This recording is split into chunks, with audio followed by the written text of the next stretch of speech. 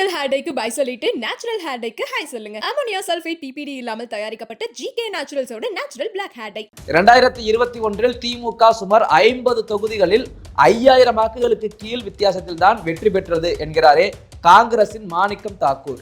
இப்போ மேலேருந்து கூப்பிட்டு சொல்லிட்டாங்கன்னு வைங்க, அதே மாணிக் தாக்கூரோ அதே கார்த்தி சிதம்பரமோ இல்லை மற்ற தலைவர்களோ ராஜேஷ்குமாரோ யாரும் வந்து இந்த முறை திமுகவை 5000 இல்லை 50,000 வாக்குகள் வித்தியாசத்தில் வெற்றி பெற வைப்பது காங்கிரஸின் கடமை. காங்கிரஸ் நினைத்தால் செய்ய முடியும் அப்படின்னு சொல்லிட்டு அங்கே போய்ட்டு அண்ணே இதெல்லாம் பேசியிருக்கோண்ணே, அன்றைக்கி ஒரு நாள் பேசணும் ரைட்டு, ஆனால் இப்போ மாற்றிக்கிட்டோம்ண்ணே, பார்த்து 2 சீட்டு போட்டு கொடுங்கண்ணே. அவங்க வந்து என்ன பண்ணுவாங்க, இதெல்லாம் வந்து பண்ணீங்க, அங்கே போகிறேன்னீங்க, இன்னும் அங்கே எங்கேயோ போகிறேன்னீங்களா, இங்கே போயிடுவேன் இங்கே விட்டுட்டு போயிடுவேன். நீங்கள் போன தடவை எவ்வளோ 22 கொடுத்தீங்க, எவ்வளோ ஜெயிச்சிங்க 17, அது வாங்கிக்கிங்க ஐயா. இல்லைங்க 22வது கொடுங்க ஐயா, அதில் குறைச்சிடாதீங்க ஐயா, மானம் போயிடும் ஐயா. மாணவர்கள் கூட்டம் ஒன்றில் திமுக எம்பி ஆர் ராசா விசிக தலைவர் திருமாவளவனை ஒருமையில் பேசியதுடன் சாதி தலைவர் என்று குறிப்பிட்டுள்ளாரே, இது சரியா? நாங்கள் தீண்டாமைக்கு எதிராக திராவிடத்தில்தான் உலகிலேயே அதிகமாக தீண்டாமை இருக்கிறது. பட்டியல் சமூகத்தை வந்து மற்றவங்களாம் அந்த ஜாதிகாரன் தீண்டாமை பண்ணுறான், இந்த ஜாதிகாரன் தீண்டாமை பண்ணுறான், தென் மாவட்டத்தில் பண்ணுறான், வட மாவட்டத்தில் பண்ணுறான், அதெல்லாம் சொல்கிறீங்க. மேற்கில் பண்ணுறான், அந்த காலத்தில் யாரோ பண்ணாங்க, எல்லாம் சொல்கிறீங்கல்ல. நீங்கள் இப்போ அவருக்கு என்ன பண்ணீங்க? நீங்களே உங்கள் சாதியை சேர்ந்த ஒருவர் இப்படி தரக்குறைவாக பேசினால் மற்றவன் ஏன் பேச மாட்டான்? இதுதான் கேள்வி. இதுக்கு எதிராக வந்து பெரம்பலூர் மாவட்டத்தில் வந்து கிழக்கில் வந்து முந்தானத்து வந்து ஒரு போராட்டமே நடத்தியிருக்காங்க, ஆராசாவை எதிர்த்து, ஆணவ பேச்சு அப்படின்னு சொல்லி. தன்னுடைய ஓட்டு பலத்தை மீறி தாவேகா தலைவர் விஜய் ஆசைப்பட்டதால் வந்த வினைதான் அவருக்கு ஏற்பட்ட சிக்கல்களோ? திருசக்தியாரின் கருத்து என்ன? எல்லாரும் பார்த்து ஏற்றி விட்டாங்க.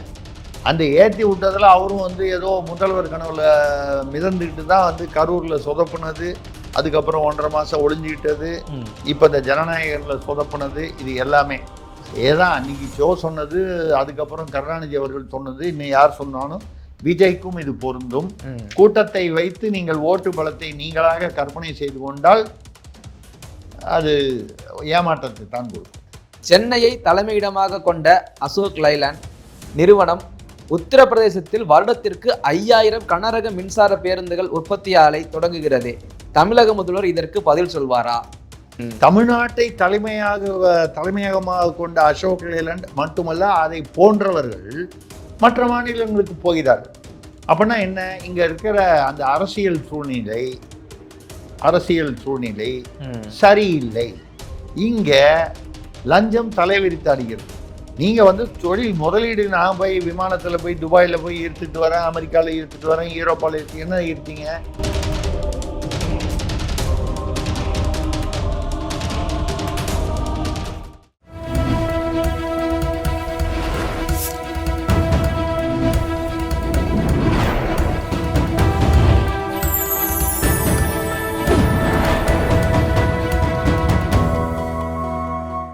சேனல் 5 தமிழ் நேயர்களுக்கு வணக்கம். திருசக்தியாரின் கேள்வி பதில் நிகழ்ச்சியில் உங்களை சந்திப்பதில் மகிழ்ச்சி அடைகிறேன். சார் ரெடியா இருக்காரு, வாங்க கேள்விகளை கேட்கலாம். சார் வணக்கம். வணக்கம், சொல்லுங்க. ஆரம்பிச்சிருவோமா சார்? ராஜபாளையத்திலிருந்து முதல் கேள்வி புருஷோத்தமன் கேட்கிறார். 2021 திமுக சுமார் 50 தொகுதிகளில் 5000 வாக்குகளுக்கு கீழ் வித்தியாசத்தில் தான் வெற்றி பெற்றது என்கிறாரே காங்கிரசின் மாணிக்கம் தாக்கூர். சொன்னாரு. இப்ப என்ன சொல்ல வர்றாரு? இல்ல, உண்மைதான். இது சொன்னது எப்போன்னா, இந்த இப்போ போய் இவங்கெல்லாம் ராகுல் இவங்களெல்லாம் சந்திச்சுட்டு வந்தாங்க டெல்லி மேலிடத்துல காங்கிரஸ் தமிழ்நாட்டு நிர்வாகிகள். அதாவது சந்திப்பிற்கு சாப்பி இது அவர் பேசினது சந்திப்பிற்கு முன் சந்திப்பில் தான் பேசிட்டு, இல்லை போய் வேலையை பாருங்க நம்ம கூட்டணி அப்படின்னு. ஏன்னா இங்கே திமுகவில் என்னன்னு சொல்கிறாங்கன்னா, ஏன் உங்களை வந்து கூட்டணியில் வச்சுக்கிறதா வேண்டாமாங்கிறது நாங்கள் முடிவு பண்ணோம்.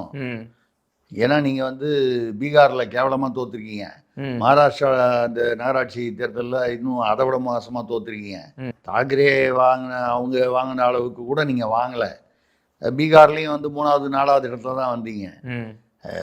இதில் பார்த்தீங்கன்னா பீகார்லேயும் சரி மகாராஷ்டிராலையும் சரி புதுசாக வந்து அங்கே வந்து நின்ன ஓஐசி கட்சி வந்து இதில் என்ன பெரிய ஒரு விஷயம்னா, காங்கிரஸுக்கு வந்து எங்கே போனாலும் வந்து இஸ்லாமியர்கள் ஓட்டுன்றது ஒரு ஒரு ஒரு சிறுபான்மையினர், குறிப்பாக இஸ்லாமியர் ஓட்டு அவங்களுக்கு விழும். அது பாஜகவுக்கு அவ்வளவா விழாது, தெரிஞ்ச விஷயம்தான்.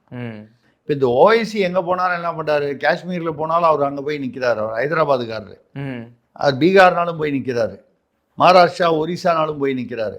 அப்போ என்ன ஆயிடுது, முஸ்லீம் ஓட்டு தெரியுது பிளவுபடுது. பிளவுபட்டா அப்போ எதிர்பார்க்க அப்படித்தானே, அரசியல்ல எல்லாமே இந்த கூட்டல் கைத்தல் தானே. அப்போ எது வந்து இவங்களுக்கு வந்து என்ன சொல்றது பலமா இருந்ததோ அந்த பலம் பிளவுபட்டால் பலவீனமாகி விடுகிறது. அப்போ அதே தான் இங்கேயும் வந்து இங்கே ஓஎஸ்சி வந்து தமிழ்நாட்டில் நிற்க போறாரான்னு நான் சொல்லலை. இருந்தாலும் இப்படிப்பட்ட ஒரு இது இருக்கு. வடநாட்டில் வந்து எங்கே போனாலும் வந்து பீகார்லேயே வந்து எல்லாரும் கிண்டல என்ன சொல்கிறாங்க, மோடி, அதாவது மோடி தலைமையிலான அல்லது நிதிஷ்குமார் தலைமையிலான அந்த பாஜக கூட்டணி வெற்றி பெற்றதற்கு மிகப்பெரிய காரணம் முதலமைச்சர், தமிழ்நாட்டு முதலமைச்சர் ஸ்டாலின் அவர்கள் தான். இருந்து கூட்டு போய் அவர் வந்து பிரச்சாரம் பண்ண வச்சாங்க பீகாரில். உடனே அவங்க என்ன பண்ணாங்க, பீகாரில் பாஜக சைட்லேருந்து இவர் உதயநிதி எல்லாம் சனாதனத்துக்கு எதிராக பேசினது, கடவுள் இல்லைன்னு பேசினது, டிஆர் பாலு வந்து கோயில் இடிச்சான்னு பேசினது, இதை எல்லாத்தையும் ஹிந்தியில் டிரான்ஸ்லேட் பண்ணி சப்டைட்டில் போட்டு வீடியோவாக பரப்பி விட்டாங்க. இப்போ நம்ம ஊர் ஆளுங்க வந்து பக்தியாக இருந்தால் கூட பாருங்கள், நம்ம ஊர் ஆளுங்க வந்து எல்லாம் இன்றைக்கே வந்து திருச்செந்தூரோ திருத்தணியோ பழனியோ ஒரு எந்த கோயிலாக இருந்தாலும் மிகப்பெரிய கூட்டம் வருது. ஆமாம், கூட்டம். தமிழ்நாட்டில் வந்து கடவுள் மறுப்பாளர்கள் என்பது 1% குறைவானவர்கள். அதுலேயும் பாதி பேர் போலியாக வந்து உள்ளுக்குள்ள ரகசியமாக கும்பிடுவேன். ஆமாம். இதை தாண்டி பார்த்தீங்கன்னா கூட்டம் ஆன்மீக நாளுக்கு நாள் இன்னும் அதிகமாயிட்டு வருது. இளைஞர்கள் மத்தியிலும் அந்த ஆன்மீக எண்ணம் வந்து பரவுகிறது, கடவுள் நம்பிக்கை. ஆனால் தமிழ்நாட்டில் எப்படின்னு கேட்டிங்கன்னா, நீங்கள் வாசலில் கொண்டு போய் யாரோ ஒருத்தர் சிலையை வச்சுட்டு கடவுளை நம்புகிறோன்னு முட்டாள் அயோக்கியன்னா அது பாட்டில் இருந்துட்டு போட்டால் அந்த சிலை, நம்ம அந்த சிலையை கண்டுக்க வேணாம், நம்ம ஏன் அந்த சிலையை பார்த்து மண்டையை உடச்சிக்கணும், நமக்கு நம்பிக்கை இருக்குது நம்ம போகிறோம், இப்படி போயிடுவான். வடநாட்டில் அப்படி இல்லை. எப்படா அந்த சிலையை அங்கே வந்து வைக்கிறா, இது என்னை அவமானப்படுத்துறதுன்னு சொல்லி கலாட்டா பண்ணுவான். இந்த வடநாட்டு அதே அந்த ஆன்மீக அன்பர்களுக்கும் தமிழ்நாட்டில் உள்ள ஆன்மீக அன்பர்களுக்கும் இதான் வந்து வித்தியாசம். இப்போ திருப்பரங்குன்றத்தில் வந்து நீங்கள் தீபத்தூணில் வந்து ஏற்ற முடியலன்னா எல்லாம் யூடியூப்லேயும் அங்கங்கே வலைதளத்தில் பரபரப்பாக இருக்குது. இதுவே வடநாட்டில் இருந்ததுன்னு வைங்க, ஒரு 10,000 பேர் ரோட்டுக்கு வந்துடுவான். அது எப்படியா வந்து தீபம் ஏற்ற விடாமல் இருக்கீங்க அப்படின்னு. தமிழ்நாட்டில் வந்து நம்ம ஆட்கள் வந்து தீபத்தூண் ஏற்றுனா என்ன, ஏற்றலைன்னா என்ன, ஏற்றுனா தான் நமக்கு என்ன ஆகிட போகுது, இல்லை ஏற்றலைன்னா என்ன ஆகிட போகுது. நம்ம மக்கள் ரொம்ப தத்துவார்த்த மக்கள், தமிழ் மக்கள். நீங்கள் வந்து அதை வந்து கொஞ்சம் கூட தன்மானம் இல்லையா, ரோஷம் இல்லையா, அந்த உணர்வு இல்லையா, அப்படிலாம் கேட்கக்கூடாது. தமிழ்நாட்டில் இருக்கிற மக்கள் வந்து திராவிடம் வந்ததுக்கப்புறம் வந்து சாதாரண வந்து மக்களாக இருந்ததுலேருந்து இப்போ வந்து ஞானிகள் ஆகிட்டாங்க. இந்த உணர்வுகளுக்கெல்லாம் அப்பாற்பட்ட ஞானிகள் ஆகிட்டாங்க. யாரோ எப்படியோ போகிறான் போது, இந்த ஊழல் மோசடி அவ்வளோ பேரை கற்பழிச்சிட்டாங்க, ரவுடி வெட்டிட்டான், ஆமாம் வெட்டிட்டான். எல்லா கட்சியும் அப்படிதான், எல்லா அரசியல்வாதிகளும் அப்படிதான் வெட்டிட்டான். என்ன பண்ணுறது? இப்படி ஒரு தத்துவார்த்த ரீதியில் ஞானிகளாகி விட்டார்கள் தமிழர்கள். அப்படி இவர்களை ஞானிகளாக்கி அந்த பெருமை வந்து திராவிடத்தை சாரும். அந்த வகையில் நீங்கள் வந்து பார்த்தீங்கன்னா அவர் வந்து என்ன கேட்டீங்க, சந்திப்பிற்கு முன் சந்திப்பிற்கு பின். அப்போ சந்திப்பிற்கு பின் வந்து அவர் வந்து 5000 ஓட்டு வித்தியாசம். இப்போ வந்து நீங்க வந்து மறுபடியும் இந்த கூட்டணி தான் அப்படின்னு சொன்னா, எப்படி வாங்கினாலும் வெற்றி தானே அப்படின்றவாரு. நாங்க என்ன சொன்னோம்னா, அது ஒண்ணும் இல்லை. போன தடவை வந்து திமுக கூட்டணியில் இருக்கும்போது அவங்க திமுக ஜெயிச்ச இடங்கள்லாம், அவர் சொல்றது வந்து திமுக கூட்டணி ஜெயிச்ச இடங்கள்ல காங்கிரஸ் ஜெயிச்சது, திமுக என்ற கட்சி ஜெயிச்சது வந்து 5000 வாக்குகள் வித்தியாசத்தில் இவ்வளவு 50 ஏதோ கணக்கு சொல்றாரு. இப்போ மேலேருந்து கூப்பிட்டு சொல்லிட்டாங்கன்னு வைங்க, அதே மாணிக் தாக்கூரோ அதே கார்த்தி சிதம்பரமோ இல்லை மற்ற தலைவர்களோ ராஜேஷ்குமாரோ யாரும் வந்து இந்த முறை திமுகவை 5000 இல்லை 50,000 வாக்குகள் வித்தியாசத்தில் வெற்றி பெற வைப்பது காங்கிரஸின் கடமை. காங்கிரஸ் நினைத்தால் செய்ய முடியும் அப்படின்னு சொல்லிட்டு அங்கே போய்ட்டு அண்ணே அண்ணே இதெல்லாம் பேசியிருக்கோண்ணே, அன்றைக்கி ஒரு நாள் பேசணும் ரைட்டு, ஆனால் இப்போ மாற்றிக்கிட்டோம்ண்ணே, பார்த்து 2 சீட்டு போட்டு கொடுங்கண்ணே. இவ்வளோதான் தமிழ்நாட்டு அரசியல், இதான் நடக்க போகுது, பார்த்துக்கிட்டே இருங்க. அவங்க வந்து என்ன பண்ணுவாங்க, இதெல்லாம் வந்து பண்ணீங்க, அங்கே போகிறேன்னீங்க, என்னமோ அங்கே எங்கேயோ போகிறேன்னீங்களா, அங்கே போயிடுவேன் இங்கே விட்டுட்டு போயிடுவேன், நீங்கள் போலியா நீங்கள்? இல்லைங்க, அது வந்து அவரே வந்து தெரியுதுல்ல, போன தடவை எவ்வளோ 22 கொடுத்தீங்க, எவ்வளோ ஜெயிச்சிங்க 17, அது வாங்கிக்கிங்க ஐயா. இல்லைங்க 22ஆவது கொடுங்க ஐயா, அதில் குறைச்சிடாதீங்க ஐயா, மானம் போயிடும் ஐயா. இந்த நிலைக்கு வந்து விட்டார்கள் தமிழ்நாடு காங்கிரஸ். ஓகே. அடுத்ததாக திருவள்ளூர்லேருந்து சக்கரபாணி கேட்கிறார், சாலையில் அழகான பெண்களை பார்த்தால் பாலியல் பலாத்காரம் செய்யத்தான் தோன்றும் என்று மத்திய பிரதேச காங்கிரஸ் எம்பி ஒருவர் பேசியுள்ளாரே.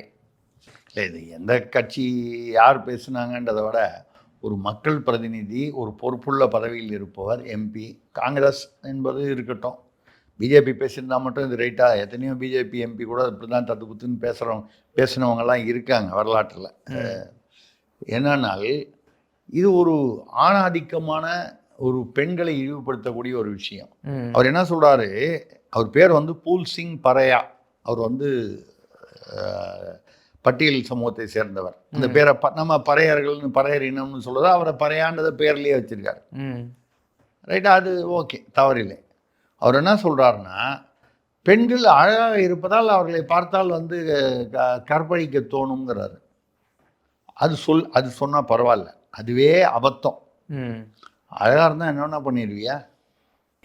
உங்கள் வீட்டு எது வீட்டில் ஒரு பொண்ணு இருக்குது, அதில் அம்மா இருக்குது, இல்லை தங்கச்சி இருக்குது, அக்கா இருக்குது, ஏதோ ஒரு வயசில் இருக்குது, அதை அப்படிலாம் இல்லாமல் சமுதாயத்தில் ஒரு கட்டுப்பாடு, ஒரு சட்டம்னு இருக்கும்போதே இவ்வளோ குற்றங்கள் வருது. அப்படி இருக்கும்போது அழகாக இருக்கிறதுனால தானே, அழகாக இருக்கிறது ஒரு குற்றம் ஐயா ஒன்று.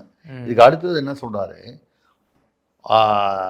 எஸ்சி எஸ்டி, அதாவது பிற்படுத்தப்பட்ட தாழ்த்தப்பட்டன்னு சொல்லக்கூடிய அந்த பட்டியலின அவங்க வந்து அந்த பெண்கள் பொதுவாக அழகாக இருக்க மாட்டார்களாம். அவரே முடிவு பண்ணிட்டார். அவரே அந்த சாதியை அந்த வகையராவை சேர்ந்தவர். அவர்கள் அழகாக இருக்க மாட்டார்கள், ஆனாலும் அவர்கள் கற்பழிக்கப்படுகிறார்கள். முதல்ல சொன்னதுக்கும் ரெண்டாவது சொன்னதுக்கும் முரண்பாடு. அழகாக இருப்பதால் கற்பழிக்கப்படுகிறார்கள். அடுத்தது அழகாக இல்லைனாலும் கற்பழிக்கப்படுகிறார்கள். எங்கள் பெண்கள், எங்கள்னு அவர் சொல்லுது பட்டியலின பெண்கள், அவங்க வந்து அழகாக இல்லைனால்.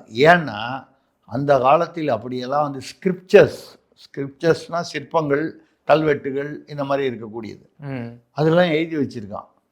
உன்னோட ஜாதியில் கீழே இருக்கிற பொண்ணை வந்து நீ வந்து பெண்டாண்டால்னு சொல்றது புரியும் உங்களுக்கு, கற்பழித்தால், அவர்களுடன் உடல் உறவு கொண்டால் அது உனக்கு பெருமைன்னு. எனக்கு தெரிஞ்சு எந்த நூலில் எந்த கல்வெட்டில் எழுதி வச்சுருக்கு, எந்த சிற்பத்தில் எழுதி வச்சுருக்கு, அப்படியெல்லாம் எழுதி வச்சுருக்கா அப்படின்றது அது எங்கன்னு கேட்குறாங்க. அது அவர் பதில், அது இதுலேயே எழுதி வச்சுருக்காங்க. என்ன ஒரு வக்கரமான ஒரு சிந்தனை பாருங்க.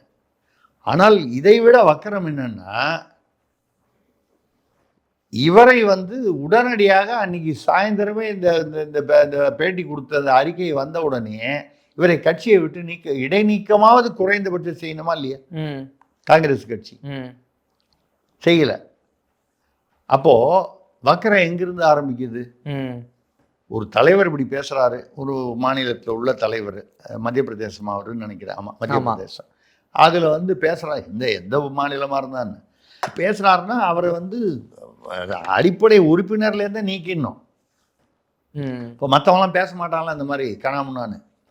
இவர் பேசியதை ஒட்டி இவர் அகிலேஷ் யாதவ் கட்சியில் ஒருத்தரும் பேசியிருக்காரு.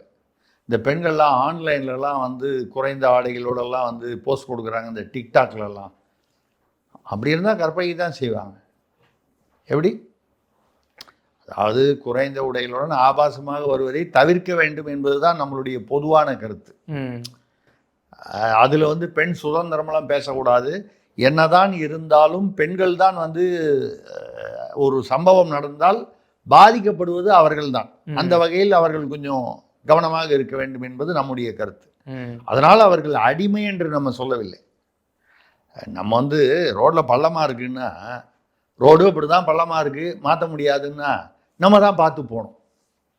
ரோடு பள்ளமாக இருந்தால் நாங்கள் விழத்தான் செய்வோம்னா அடி யாருக்கு? நமக்கு தானே. பள்ளம் நோண்டினவனுக்கு இல்லை, மூடாமல் விட்டவனுக்கு இல்லை. மூடாமல் விட்டதுன்னு சொன்னது நான் பள்ளத்தை பற்றி சொன்னேன். அந்த மாதிரி பாதிக்கப்பட்டவர்களுக்கு தான் வலி, வேதனை. வேதனை உடல் வேதனை மட்டும் இல்லை, சமுதாய ரீதியில் அது ஒரு குடும்பத்துக்கு மற்றவங்களுக்கு. அப்படி இருக்கும்போது உடனடியாக நடவடிக்கை எடுத்திருக்க வேண்டும். எடுக்கவில்லை என்று சொல்லும் பொழுதே காங்கிரஸ் இன்று எந்த நிலையில் இருக்கிறது அப்படிங்கிறது தெரியுது. எந்த கட்சியில் இப்படி பேசியிருந்தாலும் அது தவறு அப்படிங்கிறதோட நம்ம அது சொல்ல வேண்டியிருக்கு. அடுத்ததாக நெல்லையிலிருந்து பாபுதாஸ் கேட்கிறார். மாணவர்கள் கூட்டம் ஒன்றில் திமுக எம்பி ஆர் ராசா விசிக தலைவர் திருமாவளவனை ஒருமையில் பேசியதுடன் சாதி தலைவர் என்றும் குறிப்பிட்டுள்ளாரே, இது சரியா? இல்லை, ரெண்டு பேரும் ஒரே பனையரினத்தை சேர்ந்தவர்கள் தான். ஆர் ராசா அவர்களும் ஒரு மாணவர் வந்து அந்த ஏதோ ஒரு ஊடகம் ஒன்று நடத்தினாங்க, மாணவருடன் நேருக்கு நேர்னு. அதில் கேட்கும்போது அந்த வேங்கை வயலை பற்றி கேட்கும்போது கொஞ்சம் முழிச்சார். மணிப்பூருக்கு பிரதமர் போகலன்னு சொல்லி கேள்வி கேட்டிங்களே, வேங்கை வயலுக்கு முதல்வர் போலையே.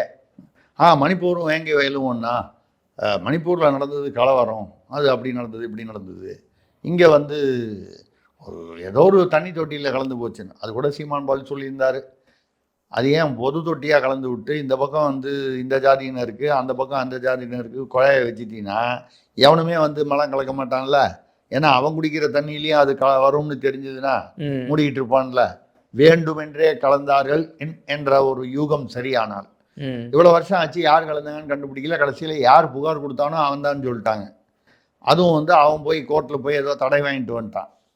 நான் வந்து பார்த்துட்டு வந்து புகார் கொடுத்தேன், நானே கலந்தேன்னு சொல்கிறீங்களே, எதை வச்சு சொல்கிறீங்க? ஆதாரம் இருக்கா அப்படின்னு சொல்லி வந்துருச்சு.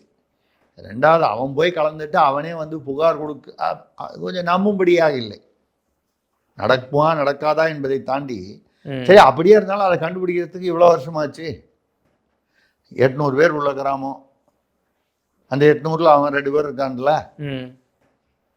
4 பேரை கூப்பிட்டு போலீஸ் விசாரிக்க வேண்டிய முறையில் விசாரித்தா அந்த பக்கமாக இன்றைக்கி யார் போனாங்க வந்தாங்க ஏதோ ஒரு இடத்துல தெரியும். கிராமத்தில் ஒரு இடத்துல கூடவா சிசிடிவி இருக்காது? தாண்டி போகும்போது அப்படி வந்து இல்லை. நீங்கள் வந்து என்ன செய்யணும், தமிழ்நாட்டில் வந்து இந்த மாதிரி நடந்தது, இதுக்கப்புறம் எல்லா தண்ணீர் தொட்டி பக்கத்துலேயும் ஒரு சிசிடிவி வைக்கலாமா இல்லையா? நடந்தது நடந்து போச்சு. யார் குற்றவாளி கண்டுபிடிச்சி கைது செய்திருக்கணும், இது வரைக்கும் செய்யலை. இது ஒரு மிகப்பெரிய குறைவு, ஆட்சிக்கு குறைபாடு. சரி, இது போன்று நடக்காமல் ஏன்னா அதுக்கப்புறம் ஒரு 2-3 இடத்துல நடந்துச்சு. அப்புறம் அதை ஒரு மாதிரியாக பூசி மொழிக்கிட்டாங்க. மாடு ஒன்று அங்கே போய் வந்து சாணி போட்டுச்சுன்னாங்க. ஏன் நீங்களும் நானும் அந்த படியில் ஏறி போகிறதுக்கே பார்த்து பத்திரமா ஏறி போனோம். ஆமாம், மாடு எப்படிங்க அது மேலே போவோம்? அப்போ மாட்டு சாணத்தை எடுத்து கொண்டு போய் யாரோ போட்டிருக்கான்னு தானே அர்த்தம். மாட்டு சாணம் போடுறதுக்கு வேற இடமே வேலை, குப்பை தொட்டியா இல்லை, மேலே போய் மேலே குடிநீர் தொட்டியா இருக்கு. குரங்கோ நாயோ என்னமோ வந்து செத்து போய் கிடந்துச்சுன்னா நாய் அங்கே மாடியில் ஏறி போகுது அப்படின்னால் நாயை போகக்கூடாதுன்னு நம்ம சொல்ல முடியாது. மனுஷனுக்கே அறிவில்லைங்கும் போது நாய்க்கு இருக்குன்னு எதிர்பார்க்க முடியாது. அப்போ என்ன செய்யணும், அந்த மாடிப்படி ஏற இடத்துல ஒரு தடுப்பு, ஒரு கேட்டு போட்டு அதை பூட்டி வச்சு அதுக்கான ஒரு தற்காப்பு முறைகள், இதுதானங்க ஒரு ஆட்சியாளருடைய கடமை. அது வேங்கை வயல் நடந்ததுக்கப்புறம் எங்கேயாவது ஒரு இடத்துல சிசிடிவி வச்சுருக்காங்களா? இந்த மேல்நிலை தொட்டியில் எல்லா ஊர்லேயும் வைங்க. அப்போ யாராவது ஒருத்தன் போய் வம்பு பண்ணுறான்னா சிசிடிவியை ஆஃப் பண்ணிட்டு போகிறான், இல்லை அதை பிடுங்கி விட்டு போகிறான், அது அட்லீஸ்ட் 100க்கு ஒரு 75% மாட்டிப்பான்ல, வாய்ப்பு இருக்குல்ல. இல்லை அதே மாதிரி இந்த குரங்கு நாய் போயிடுது அப்படின்னா அந்த இடத்துல ஒரு கேட்டை போடுங்க. நாய் என்னங்கிறது பறந்து போகுமா? அதுக்கு என்ன ரெக்கை இருக்கா? குரங்கா இருந்தாலும் அவளை ஹைட்டுக்கு போகணுன்னா ஏதாவது பிடிச்சி அதுக்கு ஒரு தடுப்பு ஏற்படுத்துங்க. ஏன் முடியாது? ஒரு கேட் போட முடியாதா? கேட்டு போட்டு பூட்டி வைங்க. அதுக்கு வந்து யாராவது ஒரு நகராட்சியா இல்லை ஏதோ ஒரு பஞ்சாயத்து ஊழியர் ஒருத்தரை வந்து பொறுப்பாக்குங்க. இதைத்தான் வச்சு பேசியிருக்காரா ராசா? இல்லைங்க, இவர் இதெல்லாம் பேசினா பரவாயில்ல. வேங்கை வயலில் வந்து என்ன பண்ண முடியும்? இன்வெஸ்டிகேஷன், அந்த இன்வெஸ்டிகேஷன் வந்து போட்டாச்சு. இன்வெஸ்டிகேஷனில் அது முடியல, கண்டுபிடிக்க முடியல. ஆமாம், என்ன பண்ணுறது? அது சில இன்வெஸ்டிகேஷன் அப்படி தான் இருக்கும். இது எதுக்கு ஒரு பொறுப்புள்ள எம்பி, ஒரு மத்திய அமைச்சராக இருந்தவர், அந்த கேள்விக்கு அவரால் பதில் சொல்ல முடியல. அது சொல்லும்போது யாரோ வந்து அதை திரும்பான்னு அதை தொடர்பு படுத்தி ஏதோ பேசும் பொழுது அவரெல்லாம் பற்றி நான் பேச தயாரா இல்லை. அவர் ஒரு சாதி தலைவர். ம். அந்த ஆளு யாரு? திருமாவளவன். அந்த ஆளு அந்த சொல்லுவது ம். சாதி தலைவர். அவரை மாதிரி 1000 சாதி தலைவரை நாங்கள் அரசியலில் நான் பார்த்துட்டேன். எவ்வளோ பேர் 1000? ம். ஐயா, நீங்கள் உங்கள் சாதியில் இருந்துக்கிட்டு ஒரு பொது தொகுதியில் வந்து பெரம்பலூர் உங்கள் சொந்த தொகுதி, அது தனி தொகுதியாக இருந்தது, ரிசர்வ் தொகுதியாக இருந்தது, அது பொது தொகுதி ஆயிடுச்சு ரீகிளாசிஃபிகேஷனில். அங்கே நிற்கிறதுக்கு உங்களுக்கும் தைரியம் இல்லை, உங்கள் தலைமைக்கும் வந்து கொடுக்கறதுக்கு மனசு இல்லை. நீலகிரியில் போய் உங்களை மாற்றிட்டாங்க எம்பி தொகுதியில். ஏன் பொது தொகுதியில் நின்னா என்ன? உங்களுக்கும் நிற்கிற தைரியம் இல்லை, சொந்த மாவட்டம். உங்கள் தலைமைக்கும் அந்த பெரிய மனசு இல்லை. அப்போ தீண்டாமை யாருக்கிட்ட இருக்கு? நாங்கள் தீண்டாமைக்கு எதிராக திராவிடத்தில்தான் உலகிலேயே அதிகமாக தீண்டாமை இருக்கிறது.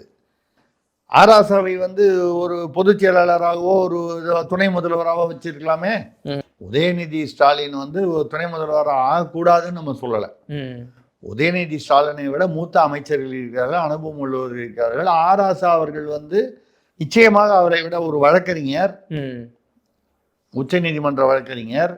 2Gயில் வந்து அவ்வளோ பெரிய ஊழல் நடந்ததுன்னு சொல்லப்பட்ட இடத்துலையே வந்து தன்னுடைய வாத திறமையினால், தன்னுடைய சொந்த வாத திறமையை வந்து வைத்துக்கொண்டு, மூளையை வைத்துக்கொண்டு அவர் வெளியே வந்தார். இன்னும் மேல்முறையீடு அப்பீலில் இருக்குது, நிலுவையில் இருக்குது, அதெல்லாம் விட்டுருங்க. அறிவுள்ளவர், அறிவுத்திறமை மிகுந்தவர் என்று சொல்லப்படுபவர். அதே சமயத்தில் பட்டியல் சமூகத்தை சேர்ந்தவர். பட்டியல் சமூகத்தை வந்து மற்றவங்களாம் அந்த ஜாதிகாரன் தீண்டாமை பண்ணுறான், இந்த ஜாதிகாரன் தீண்டாமை பண்ணுறான், தென் மாவட்டத்தில் பண்ணுறான், வட மாவட்டத்தில் பண்ணுறான், அதெல்லாம் சொல்கிறீங்க. மேற்கில் பண்ணுறான், அந்த காலத்தில் யாரோ பண்ணாங்க, எல்லாம் சொல்கிறீங்கல்ல. நீங்கள் இப்போ அவருக்கு என்ன பண்ணீங்க? அவருக்கு ஏதாவது ஒரு பொதுச் செயலாளர் பதவி கொடுக்கலாமா? சரி, இவராவது வந்து பொது தொகுதி கேட்டு போராடி வாங்கினாரா? பயந்து போய் நீலகிரிக்கு போனார்ல. அப்புறம் நான் 1000 அரசியல் ஜாதி தலைவரை பார்த்துருக்கேன். நான் என்ன சொல்கிறேன்னா, விடுதலை சிறுத்தைங்கிறது அவர் வந்து ஒரு காலத்தில் வன்னியர் சங்கமாக இருந்தது, பின்னால் பாட்டாளி மக்கள் கட்சின்னு ஆனதுக்கப்புறம் வன்னியர் அல்லாதவர்களும் அதில் இருக்காங்க. இப்போ விடுதலை சிறுத்தை கட்சியில் அவருடைய செயல்பாட்டில் நமக்கு சில விமர்சனங்கள் இருந்தாலும் அவரை சாதி தலைவர் என்று தரக்குறைவாக பேசுவது நியாயம் இல்லைன்னு நினைக்கிறோம். அப்படி வந்து பார்த்தீங்கன்னா அவருடைய கட்சியில் வன்னியர் இருக்காங்க. 2ஆம் நிலையில் ஆளூர் ஷானவாஸ் என்ற இஸ்லாமியர் இருக்கிறார். அப்போ அதை சாதி கட்சின்னு மொத்தமாக நீங்கள் ஒதுக்கிட முடியாது. நீங்களே அப்படி ஒதுக்கினால் ஆதிக்க சாதியினர் நீங்க யாரெல்லாம் சொல்றீங்களோ ABCD, நம்ம அது உள்ளுக்குள்ள சாதி பிரிவுக்குள்ள போக வேண்டாம். நீங்களே உங்கள் சாதியை சேர்ந்த ஒருவர் இப்படி தரக்குறைவாக பேசினால் மற்றவன் ஏன் பேச மாட்டான்? இதுதான் கேள்வி. இதுக்கு எதிராக வந்து பெரம்பலூர் மாவட்டத்தில் வந்து கிழக்கில் வந்து முந்தானத்து வந்து ஒரு போராட்டமே நடத்திருக்காங்க. ஆராசாவை எதிர்த்து ஆணவ பேச்சு அப்படின்னு சொல்லி அவரை ஒருமையில் பேசினதும் அந்த இதுவும். ஆனால் உடனே மறுநாளைக்கு வந்து மேலிருந்து கூட்டணி தலைமையிலேருந்து அண்ணன் திருமாவுக்கு ஏதோ தொலைபேசி வந்துருச்சு போல இருக்கு. அவர் கூப்பிட்டு ஃபர்தராக வேற எந்த மாவட்டத்திலையும் போராட்டம் பண்ணுவேன்னு நிறுத்திட்டாரு. அதை நான் வந்து தவறுன்னு சொல்லலை. கூட்டணியில் இருக்கும் பொழுது நம்ம வந்து ஏதோ ஆராசா பேசிட்டாரு, முதல்வர் கூப்பிட்டு நான் வந்து அவரை அறிவுரை கூறுகிறேன். அறிவுரை கூறுறது வெளிப்படையாக கூற மாட்டாங்க, தனியாக கூப்பிட்டு இப்படிலாம் பேசாதீங்க, தப்பு, பிரச்சனை வரும் அப்படின்னு சொல்லி நான் அறிவுரை சொல்கிறேன், நீங்கள் அதை பெருசு பண்ணாதீங்கன்னு சொல்லியிருக்கலாம். அவரும் பெருந்தன்மையாக நாகரீகமாக இதை வந்து பெருசு பண்ண வேணாம்னு சொல்லியிருக்கலாம். ஆனால் ஆராசா அவர்கள் அப்படி ஆணவமாக பேசியது தவறு என்பதுதான் நம்ம கருத்து. திருமாவுடைய கொள்கை கருத்து அந்த கோட்பாடுகளின் மீது விமர்சனங்கள் இருந்தால் ஆராசா உட்பட எல்லாருமே வைக்கலாம். ஆனால் அந்த சாதி அப்படிங்கிறது, அதுவும் வேற சாதிகாரம் பேசினா கூட அவன் திமிரில் பேசலாங்கிறான். அதே சாதியில் இருந்துட்டு நீங்கள் அப்படி பேசலாமா? தவறு இல்லையா அது? ஏன்னா நீங்கள் வந்து இப்போ நல்ல ஏதோ ஒரு பொசிஷனில் இருக்கீங்க, நல்லா வளர்ந்துட்டீங்க, எல்லா வகையிலையும் வளர்ந்து விட்டீர்கள், அதனால் அப்படி பேசுகிறீங்கன்ற எண்ணம் தானே மக்களுக்கு வரும். அதுதான் சார். அடுத்ததாக திருத்தணியிலிருந்து தண்டபாணி கேட்கிறார், தன்னுடைய ஓட்டு பலத்தை மீறி தாவேகா தலைவர் விஜய் ஆசைப்பட்டதால் வந்த வினைதான் அவருக்கு ஏற்பட்ட சிக்கல்களோ? திருசக்தியாரின் கருத்து என்ன? அவர் கேட்ட கேள்வி கரெக்டு தான் கேட்டிருக்காரு. தன்னுடைய ஓட்டு பலம் என்னன்றது தெரியாமல் நம்ம ஜனங்க ஏற்றி விடுவான். 20 வரும், 30 வரும், 40 வரும், 50 வரும். எம்ஜிஆர் அவர்கள் வந்து ஒரு தடவை இந்த சாதி ஒதுக்கீடு ம். இவங்க இவ்வளோ பர்சன்ட் 1 இயர் இவ்வளோ கேட்குறாங்க, அவங்க 30 கேட்குறாங்க, இவங்க 20 கேட்குறாங்க, இவங்க 10 கேட்குறாங்க, அவங்க 15 இப்படி எல்லாருக்கும் கேட்குறாங்க.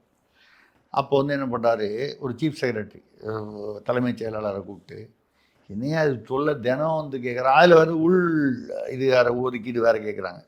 இப்போது எஸ்சி எஸ்டினா அதுக்குள்ளே வந்து அருந்ததியருக்கு தனியாக அப்புறம் தான் 3% கலைஞர் இருக்கும்போது கொடுத்தாரு. அதெல்லாம் அந்த மாதிரி வந்து எம்ஜிஆர் இருக்கும்போது அவர் என்ன பண்ணார், ஒரு தொல்லை அதிகமாக இருக்குது, இது தீரவே தீராது போல இருக்குது இந்த பிரச்சனை. ஏதாச்சும் எல்லா ஐஏஎஸ் ஆஃபீஸர் சம்மந்தப்பட்ட இவங்கெல்லாம் கூப்பிட்டாரு, ஐஏஎஸ் ஆஃபீஸர்லாம் சீஃப் செக்ரட்டரிலாம் கூப்பிட்டாரு.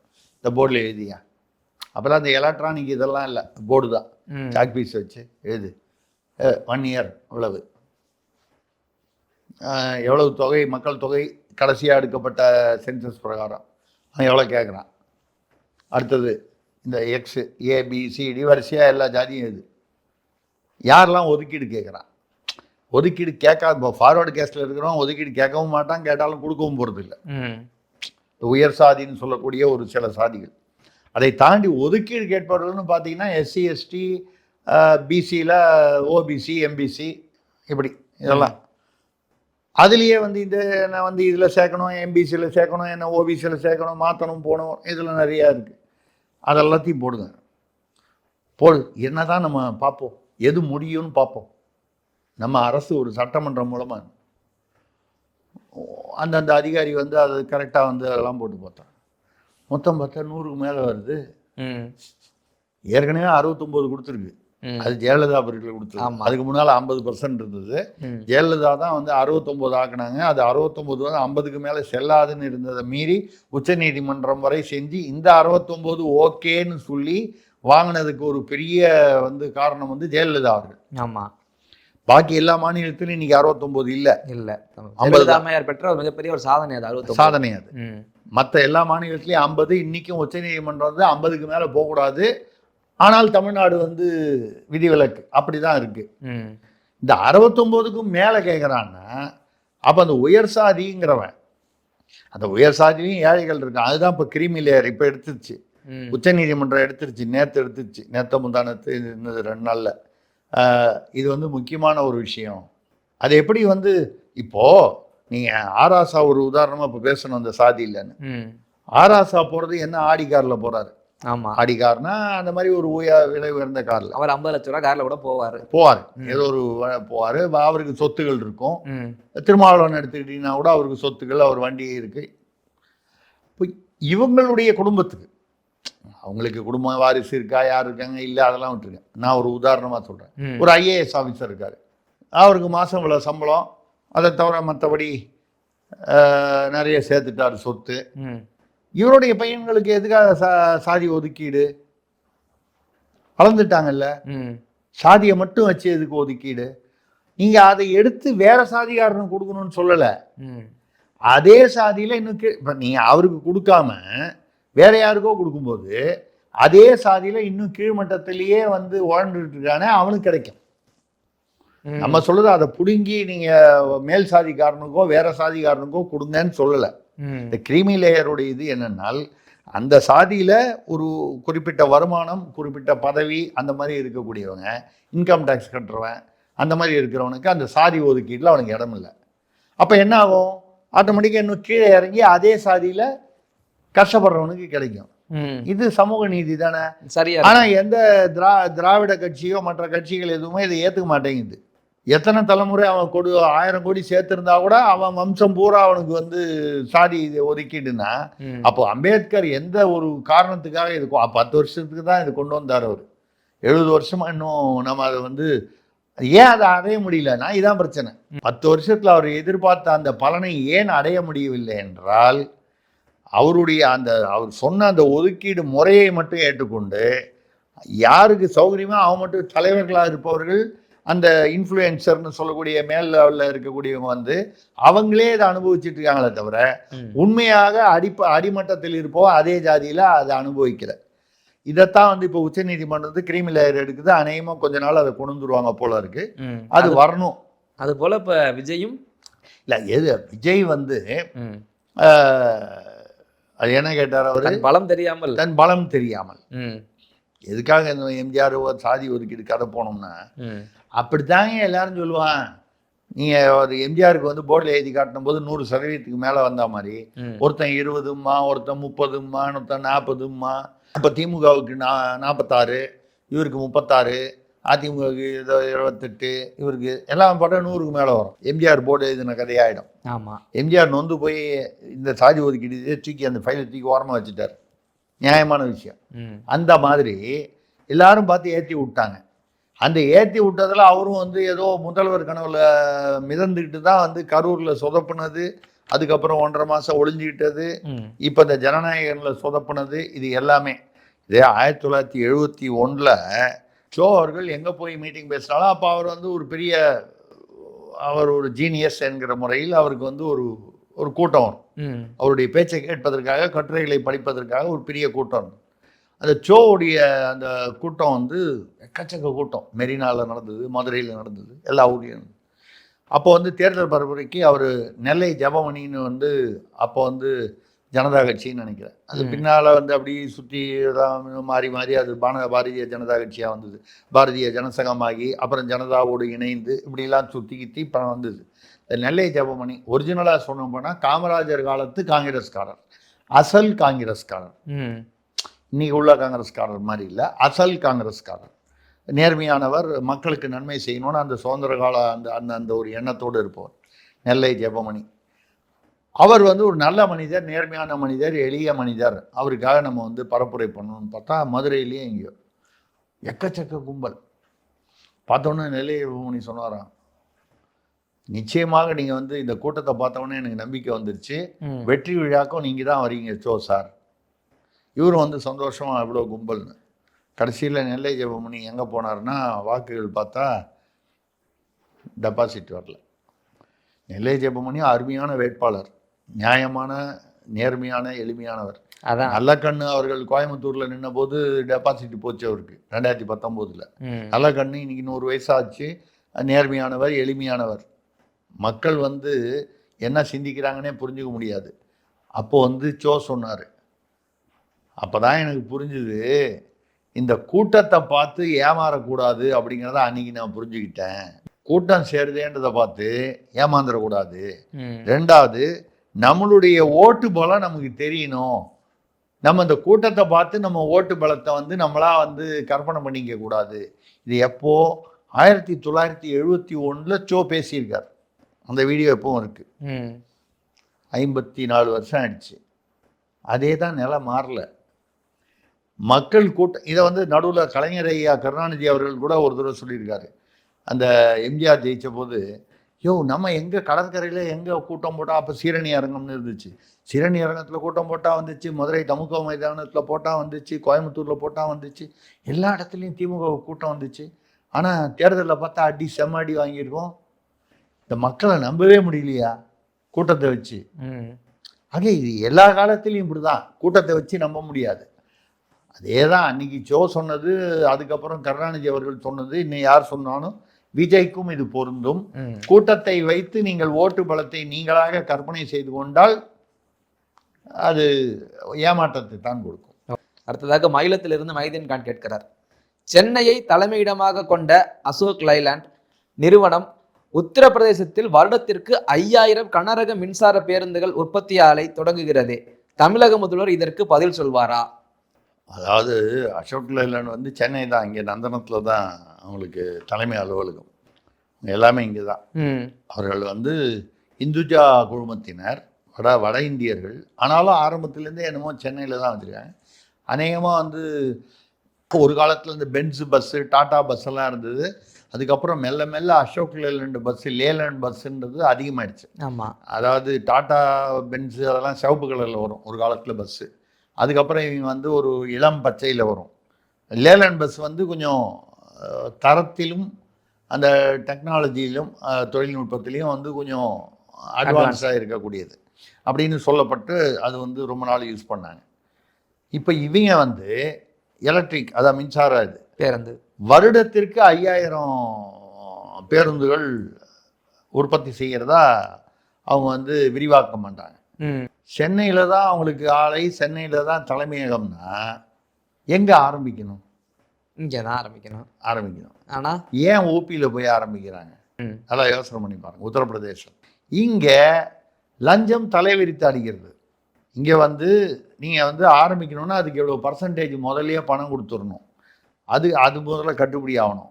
அதுக்கப்புறம் நீங்கள் வந்து அந்த ஸ்கிராப்புன்னு சொல்லுவோம்ல, அந்த நீங்கள் எந்த உற்பத்தியிலையுமே ஸ்கிராப் என்று தூக்கி எறியக்கூடியது, அதை வந்து கான்ட்ராக்டுங்கிற பேரில் சும்மா ஒரு கிட்டத்தட்ட இலவசமாக, அது இலவசம்னா இலவசத்தை ஒட்டி 0வை ஒட்டி ஒரு நம்பரில் அந்த ஆளுங்கட்சிக்காரர்களுக்கு யாரோ ஒரு அவங்க சொல்கிற ஆளுக்கு அந்த கான்ட்ராக்டை கொடுத்துடணும். அப்போ அவனுக்கு வந்து மாதம் இந்த ஸ்கிராப்பை கொண்டு போய் போட்டோன்னா அதில் சில கோடி பணம், சில கோடி பணம் இலவசமாக கிடைக்கிறது. பேருக்கு ஏதோ ஒரு அமௌண்ட் இருக்கும், அது ஒரு பெரிய விஷயமா இருக்காது. ஏறத்தாழ இலவசமாக கிடைக்கிறது. முதல்ல அவனுக்கு கொடுக்கறது வந்து முன்னாலெல்லாம் 10%, 12% இன்வெஸ்ட்மெண்ட்டில். இப்போ அதெல்லாம் வந்து விலைவாசி ஏறி போச்சு. 30-40ன்னு கேட்குறாங்க. 30-40% வந்து லஞ்சம் கொடுத்து விட்டு முதலீட்டில் மிச்ச முதலீட்டு போட்டு அவன் தரமான ஒரு பொருளையும் கொடுத்து வாகனத்தை கொடுத்து அவனும் லாபம் சம்பாதிக்க வேண்டும். இது வந்து வாகனத்தில் மட்டும்தான் இல்லை, டிரான்ஸ்மிட்டரோ எந்த பொருளாக இருந்தாலும் இது வந்து செல்லும். அப்போ இங்கே வந்து நீங்கள் வந்து தொழில் முதலீடு, நான் போய் விமானத்தில் போய் துபாயில் போய் ஈர்த்துட்டு வரேன், அமெரிக்காவில் ஈர்த்துட்டு வரேன், ஈரோப்பாவில் என்ன ஈர்த்தீங்க? வெள்ளை அறிக்கை கேட்டால் அவர் டிஆர்பி ராஜா தொழிலமைச்சர் வந்து கேட்டால் நான் வேணும் A4 வெள்ளை பேப்பர் தான் கொடுக்க முடியுங்கிறார். அப்போ உண்மையை சொல்லிட்டார் அவர். வெறும் வெள்ளை பேப்பர் கொடுத்தா என்ன அர்த்தம்? ஒன்றும் இல்லைன்னு அர்த்தம். அறிக்கை கொடுக்கறதுக்கு ஒன்றும் இல்லைன்னு அர்த்தம். அதுதான் ஒத்துக்கிட்டு இருக்காரு அவர். வாக்குமூலம் தான் அது. அந்த அளவில் வந்து இருக்கும்பொழுது அங்கே சலுகை கொடுக்குறாங்க. அங்கே பார்த்தீங்கன்னா விவசாயத்தில் வந்து அவங்களுடைய வருமானத்தில் உத்தரப்பிரதேசத்தில் 50% விவசாய வருமானம். அதனால என்ன ஒரு பெரிய நன்மைனா விவசாயத்துக்கு ஜிஎஸ்டி கிடையாது. அப்போ வரி இல்லாமல் அதே சமயத்தில் வருமானம் வருகிறது. வரியாக இருந்தாலும் அரசுக்கு வருமானம், பட் வரி இல்லாத வருமானம். வரி வந்தால் அதுக்கப்புறம் 50% மத்திய அரசுக்கு அனுப்பணும், 50% இவங்க வச்சுக்கணும், அதுலேருந்து திரும்பி வரும். இதெல்லாம் இல்லாமையே இருக்குது. 60% இந்தியாவுடைய சர்க்கரை உற்பத்தி அங்கே தான் இருக்குது. 40% கோதுமை உற்பத்தி அங்கே தான் இருக்குது. இப்போ பார்த்தீங்கன்னா ஆந்திராவில் சந்திரபாபு நாயுடு போய் கூகுள், மைக்ரோசாஃப்ட்னு 1.5 லட்சம் கோடி 1.5 லட்சம் கோடின்னு வரிசையாக ஒரு 3-4 பெரிய பெரிய முதலீடுகள் கொண்டுட்டார். தமிழ்நாட்டில் என்ன வந்திருக்கு? தமிழ்நாட்டை தலைமையகமாக கொண்ட அசோக் லேலண்ட் மட்டுமல்ல, அதை போன்றவர்கள் மற்ற மாநிலங்களுக்கு போகிறார்கள். அப்படின்னா என்ன? இங்கே இருக்கிற அந்த அரசியல் சூழ்நிலை சரியில்லை அப்படிங்கிறது தான். இந்த ஃபாக்ஸ்கான் ஆகட்டும், ஃபோர்ட் ஆகட்டும், எத்தனையோ உதாரணங்கள் இருக்குது. அசோக் லேலண்ட் இன்னொரு உதாரணம். அவ்வளோதான். Okay sir. அடுத்ததாக காரைக்குடியிலிருந்து சேரலாதன் கேட்கிறார், 892 கோடி ரூபாய் செலவிலான பாதாள சாக்கடை திட்டத்தின் ஒப்புதலுக்காக தாம்பரம் மாநகராட்சி மாநில அரசு ஒப்புதலுக்காக காத்திருக்கிறதாமே, என்ன பிரச்சனையாக இருக்கும்? காத்திருக்கிறது என்ன, 1 மாதம் ஆச்சுன்னா முடிஞ்சு போச்சு கதை. அவ்வளோதான். இந்த ஆட்சி முடிஞ்சது. மறுபடியும் அவங்களே வராங்களா வரலையாங்கிறது அடுத்தது. இப்போ இந்த இதில் வந்து தாம்பரம் மாநகராட்சி, இதுவே சென்னை மாநகராட்சியாக இருந்தால் அங்கே வந்து நகரத்தந்தை இல்லை, மேயர்னா வந்து இப்போ நகரத்தாய் மேயர் பிரியா அவர்கள் இருக்கிறார்கள். பெண்மணின்னா நம்ம நகர தந்தைன்னு சொல்லக்கூடாது, இல்லை நகரத்தாய்ன்னு தான் சொல்லணும். நகரத்தாய்க்கு ஒரு வளர்ப்பு தந்தை இருக்கிறார். அவர் கூட சமீபத்தில் வந்து மேயர் அவர்கள் என்னுடைய வளர்ப்பு மகள் அப்படின்னு சொன்னார். நம்ம அதை மரியாதை கொடுத்து மதிக்கிறோம். வளர்ப்பு மகள் அப்படின்னு சொன்னோன்னே நீங்கள் வந்து ஏதாவது வேற எங்கேயாவது அங்கெல்லாம் போகாதீங்க, அந்த பக்கம்லாம் போகக்கூடாது. சொல்கிறது மட்டும் கேளுங்க. சிந்தனையை வந்து அனாவசியமாக கண்ணா பின்னான்னு அலைய விடாதீங்க. ரைட்டு. அப்போது இப்படி ஒரு கூட வந்து ஒரு ஒரு காட்ஃபாதர், வளர்ப்பு தந்தைன்னு சொல்லலாம், காட்ஃபாதர், மென்டார்னு சொல்லுவாங்க இங்கிலீஷில். நமக்கு எல்லாத்துக்குமே ஒரு ஆசான், தமிழில் சொல்லணும்னா ஒரு ஆசான், ராஜகுரு இங்கே இருக்காரு. இந்த மாதிரி திட்டங்களுக்கெல்லாம் டக்குன்னு போய் மாநில அரசுன்னா யார்? முதலமைச்சர் இல்லை துணை முதல்வர், இவங்க தானே. அந்த நகராட்சி அமைச்சர் கேன்னு சொல்ல முதல்வர் சொன்ன வேணா நான் சொல்ல போகிறாரு. அது யார் வந்து அது வாங்கிடுறாரு. அங்கே என்ன தாம்பரத்தில் என்னன்னு பார்த்தா அங்கேயும் நகரத்தாய் தந்தை இல்லை, திருமதி வசந்தகுமாரின்னு அவங்க தான் மேயர். ஆனால் அங்கே என்ன பிரச்சனை? வளர்ப்பு தந்தை இல்லை. அங்கே ஒரு அமைச்சர் இருக்காரு, அவர் ஏனோ தாமோன்னு இருக்காரு. அது ஏனோ தானோன்னு இருக்காரு. ஏனோ தானோன்னு, முதல்ல தாமோன்னு தப்பா சொல்லிட்டேன், இருக்காரு. அவருக்கு அந்த முதல்வர் குடும்பத்துடன் அப்படி உரிமையோடு போய் கேட்குற அளவுக்கு கிச்சன் வரைக்கும் போய் முதல்வர் சாப்பிட்டுட்டு இருக்காரு கிச்சன் வரைக்கும் போய், ஐயா இது கொஞ்சம் கையெழுத்து போடுங்க அப்படின்னு கிச்சன் மூலமாக போய் கிச்சன் வரை போய் கையெழுத்து வாங்கக்கூடிய அந்த அளவுக்கு அவருக்கு சலுகையோ அந்த ஒரு இதுவோ இல்லை அவருக்கு. தாம்பரத்து இல்லை. இங்கே வளர்ப்பு தந்தை இருக்கிறார், அங்கே இல்லை. அப்போ தாம்பரத்தில் அது நடப்பதற்கு வாய்ப்பு இந்த ஆட்சியில் இல்லை. அப்புறம் அடுத்த ஆட்சி யார் வராங்கன்னு பார்த்துட்டு முடிவு பண்ணும். Okay sir. அடுத்ததாக பெரம்பலூர்ல இருந்து சீராளன் கேட்கிறார், ஓசூரில் 1000 ஏக்கரில் தொழில் பூங்கா அமைக்க விவசாயிகளிடமிருந்து நிலம் எடுப்பதை எதிர்த்து விவசாயிகள் போராடுகிறார்களே, இதற்கெல்லாம் விடியலே வராதா? அது பெரிய தமாஷ். இந்த ஓசூர் நம்ம ரொம்ப நாள் முன்னாலேயே சொன்னோம், ஓசூரில் விமான நிலையம் வரவே முடியாது. 150 கிலோமீட்டருக்கு வேற ஒரு சர்வதேச விமான நிலையம் கொண்டு வர மாட்டோம் அப்படின்னு மத்திய அரசு கர்நாடகா பெங்களூர் விமான நிலையத்தை விரிவாக்கம் பண்ணும்போது இந்த விரிவாக்கம் எல்லாருமே தனியாரை வச்சு பண்ணாங்க. ஒரு அதானியோ ஒரு வேதாந்தோ ஒரு குரூப்போ ஏதோ ஒரு பெரிய குழுமம் வருது. ஒரு சில இடங்களில் டிஎல்எஃப், நீங்கள் அதானி அம்பானி பாஜக க்ளோஸுன்னு சொன்னீங்கன்னா டிஎல்எஃப் சோனியா குடும்பத்துக்கு க்ளோஸு. ஆக மொத்தம் பெரிய தொழிலதிபர்கள் எல்லாரும் ஏதோ ஒரு சார்பில் இருப்பாங்க, விட்டுருங்க. இதே அதானி திமுக கிட்டையும் நிறைய திமுக ஆட்சியிலையும் நிறைய ஸ்மார்ட் மீட்டரு காட்டுப்பள்ளி துறைமுகம்லாம் போட்டிருக்காங்க. ஸோ ஏதோ மோடிக்கு தான் வேண்டியவங்கன்னு இல்லை, எல்லா தொழிலதிபர்களும் ஆட்சியில் யார் இருந்தாலும் அவர்களோட நட்பாக இருப்பார்கள், அவங்களுக்கு வேலையாகணும். அந்த வகையில் அந்த மாதிரி வரும் பொழுது அவர் என்ன கேட்டார், 1000 ஏக்கர் நம்ம பேசியிருக்கோம், விமான நிலையம் வருவதற்கு வாய்ப்பே இல்லை. எதுக்கு இது அனௌன்ஸ் பண்ணுறாங்க? ஓசூரில் நமக்கு வேண்டியவங்க நம்ம குடும்பத்துக்காரங்க யாரோ வட்டம் சதுரம் முக்கோணம் யாராவது இருக்கும் கம்பெனி, அதில் ஒரு 1000-2000 ஏக்கர் வாங்கி போட்டுருவாங்க. விமான நிலையம் வருதுன்னு சொன்னோன்னே கப்பன்னு விலை ஏறும். அது விமான நிலையம் வருதோ வரலையோ அதை விற்றுருவாங்க. துவாம்பாக்கத்தில் என்ன நடந்தது, பரந்தூரில் என்ன நடந்தது, அதே தான் ஓசூரில் நடக்க போகுதுன்னு சொன்னோம். எப்போ சொன்னோம்? ஏறக்குறைய 1 வருஷத்துக்கு முன்னால் சொன்னோம். எடுத்து பாருங்கள், சேனல் 5 உடைய இதெல்லாம் பழசெல்லாம் ஆர்கைவ்ஸ்லேருந்து எடுத்து பாருங்கள். நாம் பேசியிருக்கிறது இருக்கும், நம்ம பேசுனது. இப்போது விமான நிலையம் வருவதற்கு வாய்ப்பு இல்லைன்னு தெளிவாக சொல்லிட்டாங்க மத்திய அரசு. ஏன்னு கேட்டால் 2033 வரைக்கும் அவனுக்கு அண்டர்டேக்கிங் கொடுத்துருக்காங்க. 2033 வரைக்கும். 33க்கு அப்புறம் வரணும்னா அதுக்கு இருக்குன்னு 8 வருஷம் இருக்குது. ஒன்று. ரெண்டாவது, இது பத்தாதுன்னு பெங்களூர்லேயே 2வது சர்வதேச விமான நிலையம் வருவதற்கு அவர்கள் ஏற்பாடு செய்து கொண்டிருக்கிறார்கள்.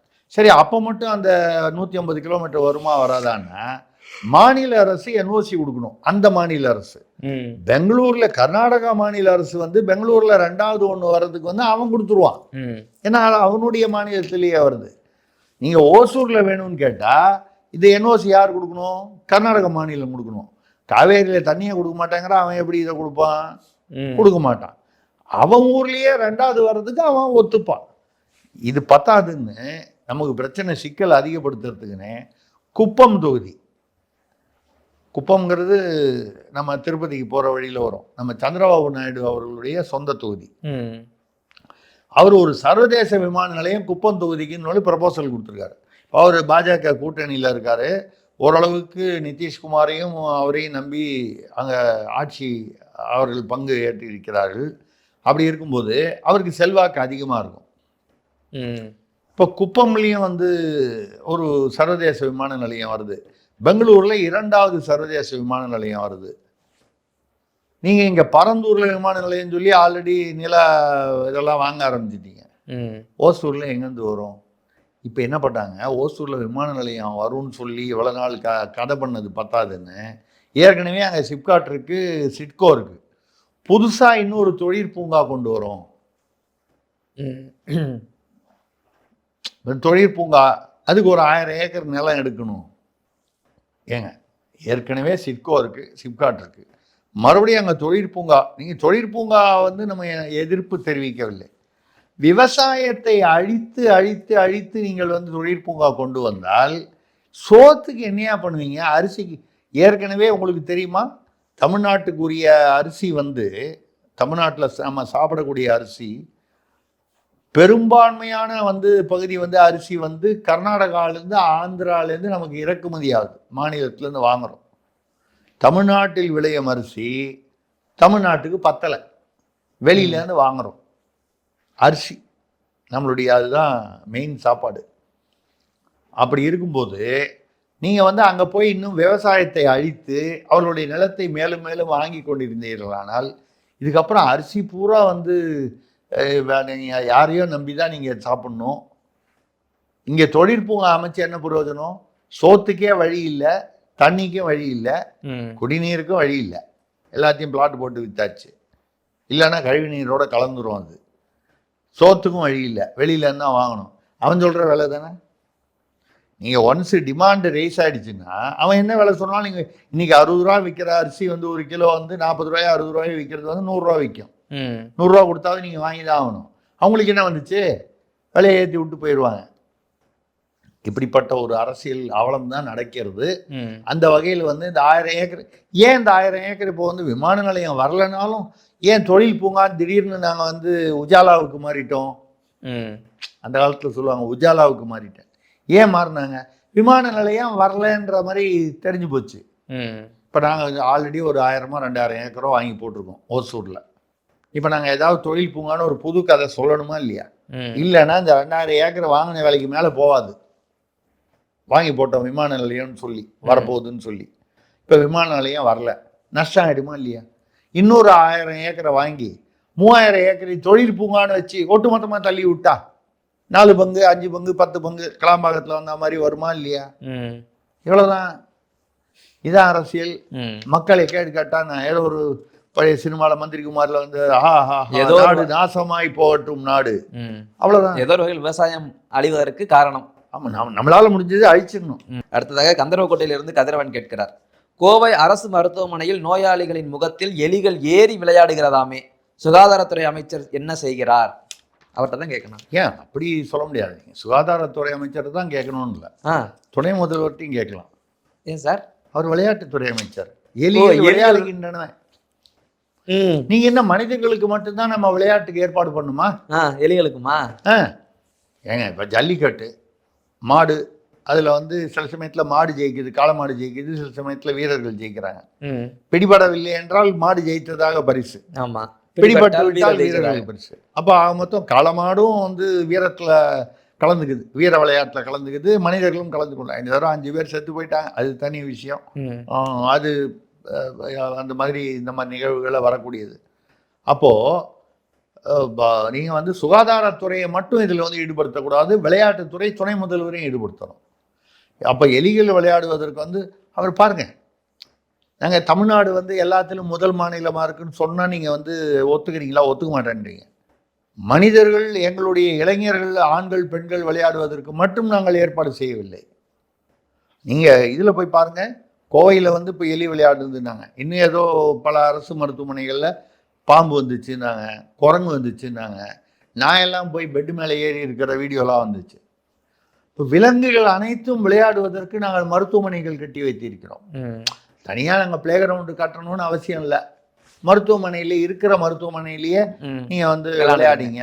ஏன்னா விளையாட்டு மைதானம் வேறு ஏதாவது விவசாய நிலம்னா நாங்கள் வந்து அது வேறு விதமாக நாங்கள் வந்து தொழிற்பூங்கான்னு சொல்லி போன கேள்வியில் சொன்ன மாதிரி அதை வாங்கி அது அதிக விலைக்கு விற்றுருவோம். அதனால ஹாஸ்பிட்டலுக்கு விளையாடுங்க, ஆஸ்பத்திரியில் போய் விளையாடுங்க. குரங்கு விளையாடுது, பாம்பு விளையாடுது, நாய் விளையாடுது, எலிகள் விளையாடுது, பெருச்சாளி விளையாடுது, இப்படிதான் விளையாடுது. ஆனால் இங்கே இவ்வளோ பேர் போவாங்க வருவாங்க, யாரை நாங்கள் அனுமதிக்க மாட்டோம் தெரியுமா? இல்லை, அனுமதிப்பதில் வந்து ரொம்ப வந்து டைட்டாக இருப்போம். மருத்துவர்கள், செவிலியர், அவங்களுக்கு மட்டும்தான். இல்லை, அவங்க ரொம்ப நாங்கள் அங்கே வந்து எவ்வளோ பேர் வேணுமோ அதில் பாதி கூட வைக்க மாட்டோம். சில ஆரம்ப சுகாதார நிலையங்களில் டாக்டர்களே இருக்க மாட்டாங்க. ஏன்னா இதுதான் விளையாட்டு மையம் ஆயிடுச்சே. அங்கே எதுக்கு டாக்டர்ஸ்? டாக்டர் எதுக்கு இல்லையா? இப்போ நீங்கள் வந்து மக்கள் இது ஒரு தெராப்பிங்க. இது தெராப்பின்னா தெரியுமா? இது ஒரு வைத்திய முறை. மருந்து நோய் வந்தால் மருந்து தான் சாப்பிட்டு வைத்தியம் பண்ணணும்னு அவசியம் இல்லை. இப்போ எலி வந்து விளையாடுது, குரங்கு வருது, பாம்பு வருது, இதெல்லாம் வந்து வரும்போது இந்த விளையாட்டில் பார்த்து ஆஹா மனது எவ்வளவு வந்து ஒரு ஒரு லேசாக போய் இவன் வந்து நாளடைவில் வந்து முதல்ல பயப்படுவான். போக போக எலி வந்து விளையாடாதா, அந்த எலி அது வருது பாரு, எலிக்கு பேர் வச்சுருவான். இந்த எலி பேர் இது மாரிசாமி, இது நீலகண்டன், இது பேர் கிருஷ்ணவேணி, தாட்சாயினின்னு எலிக்கெல்லாம் பேர் வச்சு விளையாடுற அளவுக்கு மனசு ஏற்றுக்கும். அப்போ மனசு சரியாக போச்சுன்னால் உடல் நோய் சரியாக போயிடுமா இல்லையா? இதில் எவ்வளவு பெரிய ஒரு உளவியல் ரீதியான அணுகுமுறை இருக்குங்கிறத புரிஞ்சுங்க. அப்போ வந்து நீங்கள் வந்து இப்படி இந்த விளையாடுவதற்கு வந்து மாசு அவர்கள் மட்டும்தான், சுகாதாரத்துறை அவர் மட்டும்தான் இதற்கு காரணம் என்று எல்லா பெருமையும் அவருக்கு கொடுத்துடாதீங்க. விளையாட்டுத்துறை அமைச்சருக்கும் அந்த பெருமை உண்டு, கொடுங்க. ரைட்டு சார், கேள்விகள் எல்லாம் முடிஞ்சிருச்சு. இன்றைய நாள் காதோடு நாள் காதோடு சுருக்கமாக முடிச்சிருவோம். சென்னையில் ஒரு ஒரு ஒரு தொகுதி, சென்னை பகுதியில் மாநகரத்தில் ஒரு தொகுதி, என்னென்னமோலாம் சொல்லுவாங்க, அது பேர் பிரதர் நகர்னு வச்சுங்களேன். எல்டர் பிரதர் நகர், எல்டர் பிரதர் அந்த நகர் தொகுதி. இப்போது அப்பா வந்து எம்எல்ஏவாக இருக்கார்.